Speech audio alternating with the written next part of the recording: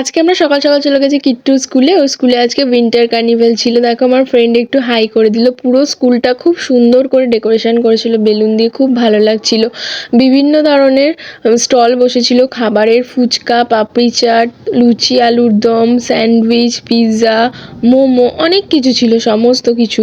কিন্তু সব কিছু কিন্তু পার্টিসিপেট করছিল স্কুলের বাচ্চারা, ম্যামরা সবাই এসব কাউন্টারগুলো নিয়ে বসেছিল।